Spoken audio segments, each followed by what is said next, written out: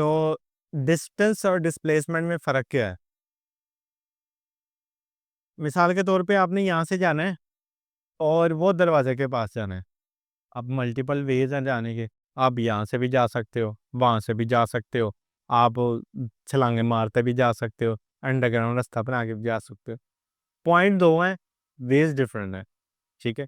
तो ये distance cover है। आपने घर जाना है, तो आप क्या करोगे? गली में जाओगे, डिफरेंट गली से मुड़ोगे, सारा कुछ करोगे। ये डिस्टेंस कवर हो गए। अब डिस्प्लेसमेंट क्या है? एक स्ट्रेट लाइन पाथ पे जाना है आपने।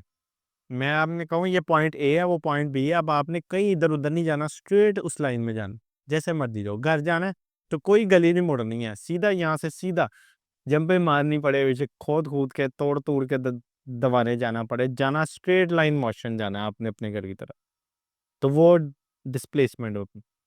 तो work is the product of force and displacement actually. अब यहाँ पर पता नहीं क्यों डिस्टेंस लिखा है, खैर। तो एनर्जी क्या है? Energy energy is the ability to do work, काम करने की सलाहियत को कहते हैं, उसको एनर्जी कहते हैं। अब हमने डिफरेंट फॉर्म्स ऑफ एनर्जी को देखने हैं, तो काइनेटिक एनर्जी, खैर सबसे पहले पोटेंशियल एनर्जी होना चाहिए। पोटेंशियल एनर्जी क्या होती है? हम पोटेंशियल एनर्जी को समझते हैं। अगर मैं क्या करूँ, एक पत्थर ज़मीन पर ही पड़ा रहे, जैसे यहाँ पर देखो स्केटबोर्ड जो है, ये ज़मीन पर ही वो बंदा जो है वो ज़मीन पर ही मौजूद है। क्या हो रहा है इसके अंदर? कोई एनर्जी है? नहीं है, कुछ भी नहीं है। तो वो उसकी ज़ीरो पोटेंशियल एनर्जी है। अगर मैं क्या करूँ, इसको मूव करूँ, तो यहाँ ग्राफ देखना ज़रा, ग्राफ भी साथ-साथ इंक्रीज़ हो रहा होगा। बढ़ रहा है ना ग्राफ, जितना मैं उसको ऊपर लेके जा रहा हूँ, उस हिसाब से उसकी पोटेंशियल एनर्जी बढ़ती जा रही है। स्क्रीन से बाहर चला गया, वो देखो पता नहीं कहाँ चला गया, गायब हो गया। तो जैसे मैं उसकी जो है नीचे करता जाऊँगा, उसकी पोटेंशियल जो एनर्जी है, वो कम होती जाएगी। नज़र आ रहा है ना? जैसे-जैसे मैंने बढ़ाया, उसकी क्या हो रही है? पोटेंशियल एनर्जी बढ़ रही है। जैसे हाइट इंक्रीज़ कर रही। अच्छा, तो इन अदर वर्ड्स हम ये कह सकते हैं कि इस पे वर्क हुआ है। वर्क होने की वजह से इसकी जो एनर्जी है उसमें भी चेंजिंग आई है, और वो एनर्जी किस में कन्वर्ट हो गई है? पोटेंशियल एनर्जी के अंदर कन्वर्ट हो गई। अब मैं क्या करूँ कि अगर मैं इसको ऊपर एक पर्टिकुलर हाइट पर लेकर जाता हूँ, इसकी पोटेंशियल एनर्जी निकलती है और मैं इसको छोड़ देता हूँ। जैसे ही छोड़ूँगा देखना काइनेटिक एनर्जी बढ़ेगी और पोटेंशियल एनर्जी कम होने लग जाएगी और स्पीड भी आएगी उसकी।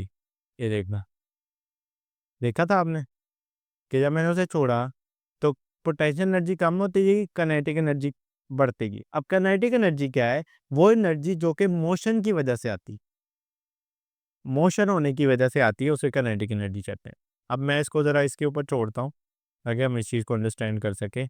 यहाँ पर देखो, पोटेंशियल एनर्जी बढ़ी, यहाँ पर गई बढ़ी, काइनेटिक एनर्जी कम हो गई। अब यहाँ जो है वो नीचे जब आता है, वो काइनेटिक एनर्जी बढ़ जाती है, जब नीचे आता है, काइनेटिक एनर्जी बढ़ जाती है, पोटेंशियल एनर्जी स्लो मोशन में करते हैं, हम समझ सकें इसको। जब वो ऊपर गया तो क्या हुआ? पोटेंशियल एनर्जी बढ़ी। जब वो नीचे आएगा तो क्या हुआ? काइनेटिक एनर्जी बढ़ी। क्यों? क्योंकि पोटेंशियल एनर्जी चेंज हो रही है काइनेटिक एनर्जी के अंदर। Kinetic energy due to motion होती है और potential energy due to height होती है। एक ही चलती है 70। होगा शायद। कर लो, बाद में एडिट कर लूँगा इसे। तुम साइलेंट मोड नॉर्मल ही है, तो तुम नॉर्मल स्पीड से जाना पहुँच ही जाओगे। उसके साइड बैग में पड़ा हुआ है। वो थोड़ा-सा ही है।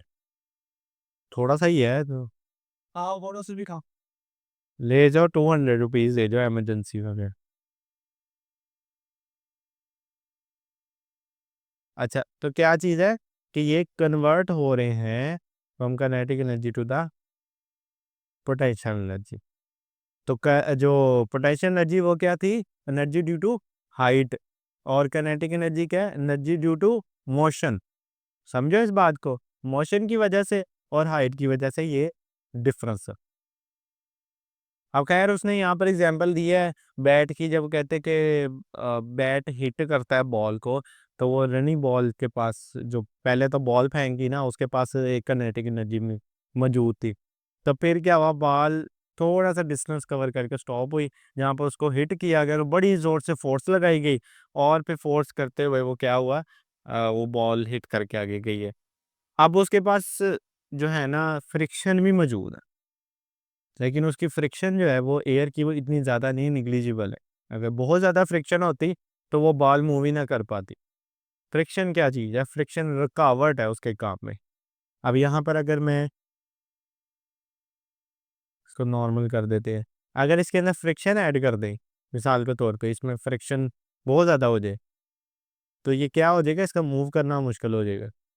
ये थोड़ा-सा मूव करेगा और वो देखो अपनी एनर्जी सारी लूज़ करके बैठ गई। ये देखो, क्योंकि फ्रिक्शन है, रुकावट है उसके रास्ते के अंदर। अगर कोई हो ही ना फ्रिक्शन, तो उसे कोई असर ही नहीं पड़ेगा, वो हमेशा मूव करता रहेगा। ठीक है? तो अगर थोड़ी-सी फ्रिक्शन ऐड करते हैं तो आहिस्ता, आहिस्ता, आहिस्ता, आहिस्ता वो क्या होगा, अब यहाँ पर देखो उसकी जो मूवमेंट है उससे थर्मल एनर्जी बन रही है। ये फ्रिक्शन की वज़ह से बन रही, जो कि ज़ाया हो रही है।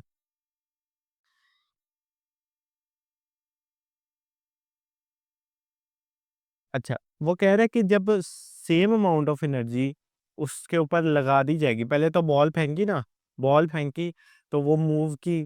अब उसमें क्या, उसमें काइनेटिक एनर्जी आई, लेकिन उसमें भी फ्रिक्शन फेस कर रही थी वो बॉल, लेकिन वो फ्रिक्शन क्या था, इतनी ज़्यादा नहीं थी।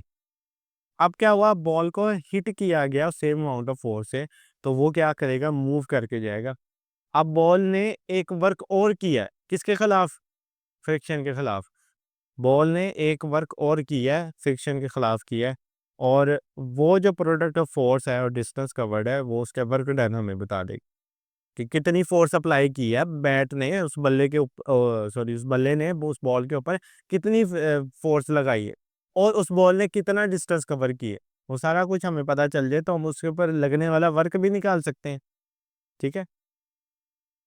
तो वो क्या करेगा कि काइनेटिक एनर्जी जो है वो कंज्यूम हो जाती है ड्यू टू फ्रिक्शन। अब यहाँ पर क्या हुआ था? यहाँ पर यही हुआ था कि जब मैंने इसको मूव करवाया तो काइनेटिक एनर्जी ठीक है, वो कन्वर्ट हो रही है, लेकिन काइनेटिक एनर्जी कंज्यूम हो जाती है। टाइम आएगा कि काइनेटिक एनर्जी खत्म हो जाएगी और वो रुक जाएगा, कंटिन्यूअसली नहीं चलता रहेगा। वजह क्या है? फ्रिक्शन। ठीक है? हाँ जी, रुकावट होने की वजह से।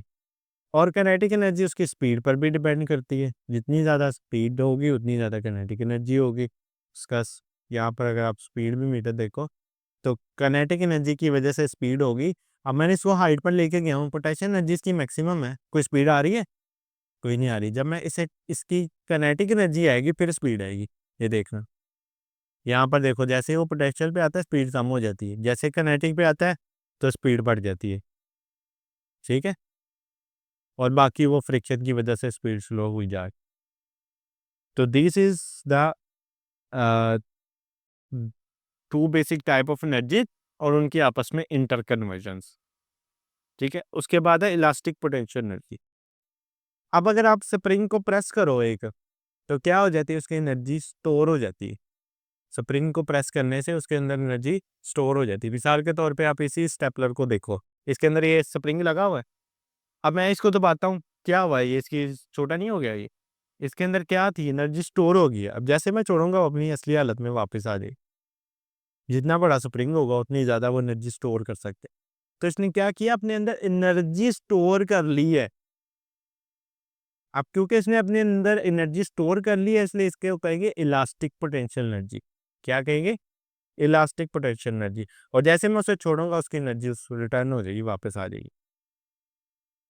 और जो है the energy stored in body by pressing, press करने से, स्ट्रेच करने से, खींचने से, वो आपके पास वो इलास्टिक बैंड होता है, उसको स्ट्रेच करते हो तो उसमें एनर्जी चेंजिंग आती है। उसके बाद ट्विस्ट करने से, कोई चीज़ ट्विस्ट करके वापस अपनी असली हालत में आ रही हो, तो ट्विस्टिंग से वापस अगर आ रही है, तो वो इलास्टिक पोटेंशियल एनर्जी होगी उसके अंदर। ठीक है? जैसे वो कहता है कि एक रबर ऑफ स्लिंग शॉट वो आप लोग गुलेर इस्तेमाल करते होते, पत्थर-पुत्थर ऐसी चीज़ फेंक दी। तो वो क्या है, वो इलास्टिक का होता है, उसको खींचते हैं, एकदम से छोड़ते हैं तो वो कैसे शूट करके जाता है, वो अपनी असली हालत में वापस आ जाता है। तो उसमें जब आपने एनर्जी स्टोर करवाई तो वो कौन-सी एनर्जी थी? इलास्टिक पोटेंशियल एनर्जी थी। ठीक है? समझ आई है? अच्छा, आगे है केमिकल एनर्जी। तो केमिकल एनर्जी वो एनर्जी है जो कि केमिकल रिएक्शन से एमिट होती है। अगर हम यहाँ पर देखें तो वो देखना यहाँ पर बड़ी मज़े की सिमुलेशन है। लड़का साइकिल चला रहा है, उसे क्या होगा, उसे वो मूव करेगा, उसके बाद जनरेटर में बिजली पैदा होगी और वो देखो पानी बॉयल होने लग गए। कह रहा मुझे खाना दो, मुझे भूख ना थी। अब ज़ाहिर सी बात है, इंसान लगा हुआ है तो भूख तो लगी। अब वो मूव किया, मूव करने से क्या हुआ, यहाँ पर जो है ना वो पैदा होने लगी। अच्छा भाई, हम पानी की जगह बल्ब ले लेते हैं, हम देखो बल्ब रोशन हो गया। उसकी उसे हम स्लो स्लो कहते हैं, स्लो स्लो कर ले तो थक जाता है, मिनट बाद खाना देना पड़ता है। ठीक है, तो क्या हुआ, उसके मूव करने की वजह से जनरेटर से बिजली पैदा हुई, और जो है ना क्या हुआ, वो बिजली आपको यहाँ शो हो रहा है जनरेटर की मदद से। ठीक है, वो देखो वो थोड़े सिंबल्स भी बता रहा है कि वो एनर्जी अपनी उस पर लगा रहा है, वो एनर्जी आगे जा रही है, वो एनर्जी आगे मूव कर रही है, और ये भी एनर्जी एनर्जी की हालतें तब्दील हो रही है ना। तो केमिकल एनर्जी कौन सी होगी, जो कि किसी न किसी केमिकल बॉन्ड्स के लिहाज से आपस में स्टोर हुई हो। हम कार्बन हाइड्रोजन को कहते ही हैं कि इनमें एनर्जी स्टोर होती। ग्लूकोज है जैसे C6H, सॉरी वो तो, हाँ ग्लूकोज है C6H6, तो उनमें कार्बन हाइड्रोजन के बॉन्ड होते हैं। तो वो क्या चीज़ है, बेंजीन, सॉरी C6H6 बेंजीन का फार्मूला है, ग्लूकोज का है C6H12O6। तो जो कार्बन हाइड्रोजन के बॉन्ड है वो अपने अंदर एनर्जी स्टोर करते हैं। आप खाना खाते हो, आपको एनर्जी कहाँ से आ जाती है, आप ग्लूकोज खाओ आपको फ़ौरन एनर्जी आ जाती है। कैसे आ जाती है, क्योंकि कार्बन हाइड्रोजन के जो बॉन्ड है वो अपने अंदर एनर्जी स्टोर करके बैठे होते हैं।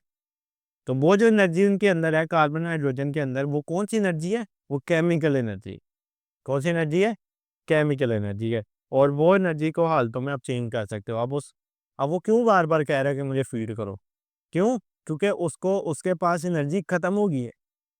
उसको हमने ग्लूकोज दिया, उसके पास क्या थी, केमिकल एनर्जी। अब वो क्या करेगा, केमिकल एनर्जी को मैकेनिकल एनर्जी पे लगाएगा, जो लगा रहा है ना मैकेनिकल एनर्जी लगा रहा है। फिर वही एनर्जी आगे ट्रांसफर हो रही है, जनरेटर में गई, और वही एनर्जी आगे किसी के अंदर कन्वर्ट हो गई इलेक्ट्रिकल एनर्जी के अंदर। हालांकि वो उसने तो खाना खाया था, एनर्जी तो केमिकल थी, किस में कन्वर्ट होगी, इलेक्ट्रिकल एनर्जी के अंदर। तो ऐसे फॉर्म चेंज होती। इस तरह बैटरी भी है आपकी, बैटरी में तो केमिकल रिएक्शन होता है।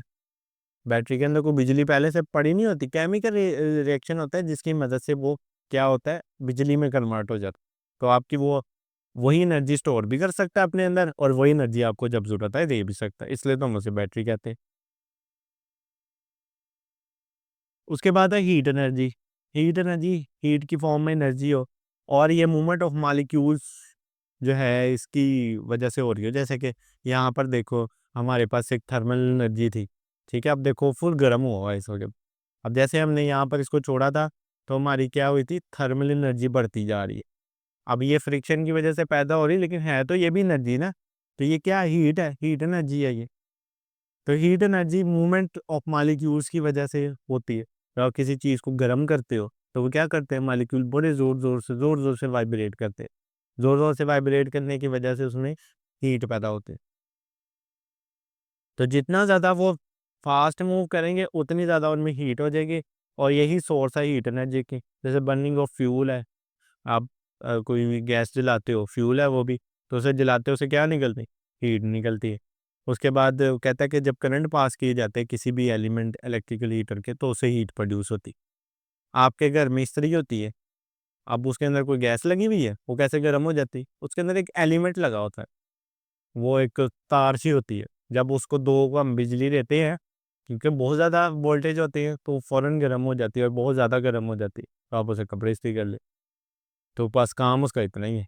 हम एक कॉपर की तार लें, एक्सपेरिमेंट ना करना, ये बाद में झगड़े लगे हों। कॉपर की तार लें, उसको हम बिजली सोर्स ऑफ वोल्टेज नहीं बैटरी के ऊपर लगाएं, तो वो बड़ी गर्म हो जाती है, हीट हो जाती है।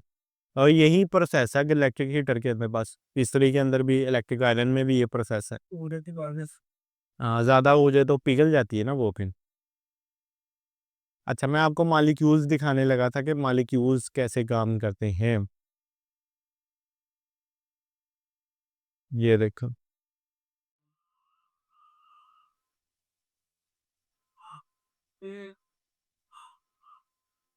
तो अब ये देखो, ये मॉलिक्यूल्स हैं। इस वक़्त नॉर्मल सा टेम्परेचर है, कोई कुछ नहीं कर रहे, आराम से पड़े हुए हैं, हल्का हल्का मूव कर रहे हैं। जैसे मैं इसे हीट दूंगा, देखना ये मूव करते रहेंगे वायलेंटली, तेज इनकी मूवमेंट होती रहेगी। अब इधर देखो उनका टेम्परेचर भी बढ़ रहा है, 38 के केल्विन में दिया हुआ, इसको डिग्री सी में करते हैं।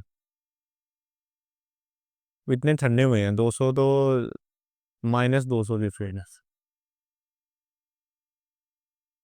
अब क्या कर रहा हूँ मैं, उसकी टेम्परेचर बढ़ाता जा रहा हूँ, तो मालिक्यूल्स की मूवमेंट्स भी बढ़ती जा रही, बढ़ती जा रही, बढ़ती जा रही। आपको देखना कितने ज़्यादा हो जाएगी।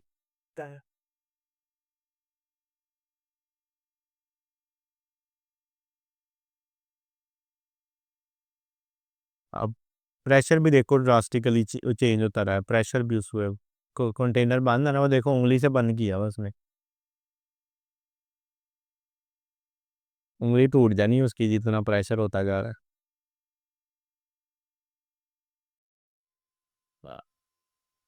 हम वाटर ले लेते हैं, क्योंकि पानी के माली पी ले रहे।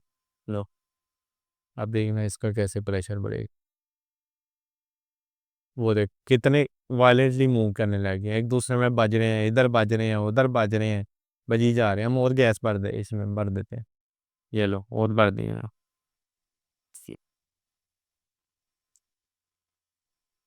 ठीक है, कितने सारे माली चूज कर दिए हैं इसके अंदर। अब हमने इसको और हीट कर दिए, टेम्परेचर देखो कहाँ जाता जा रहा है उसका, और उनकी मूवमेंट देखो कैसे पागलों की तरह बज रहे हैं एक दूसरे। तो ये क्या है, हीट एनर्जी निकल रही है इनकी इस मूवमेंट की वजह से। उसकी मूवमेंट देखो कितनी वायलेंट होगी। अब मैं इसको कूल करता हूँ, अब देखना है कितने नरम नरम और आराम आराम से मूव करेंगे। क्यों? क्योंकि इसकी हीट एनर्जी कम होती जा रही, पहले हीट एनर्जी बहुत ज़्यादा, अब कम होती जा रही है। अब देखना जैसे ही टेम्परेचर थोड़ा सा नॉर्मल होगा, उनकी मूवमेंट भी कम होती जाएगी। खैर उन्होंने मैनुअल दिया, मुझे पकड़ के रखना पड़ रहा है, उसको बर्फ़ रखनी पड़ रही है इसके ठंडा करने की। टेम्परेचर देखो 200, अब 100 से कम आ गए। देख, हो गया ना, पहले देखो कितना वायलेंट हो गए थे वो, अब इतना आराम आराम से अब देखो ठंडे हो गए वो। लो,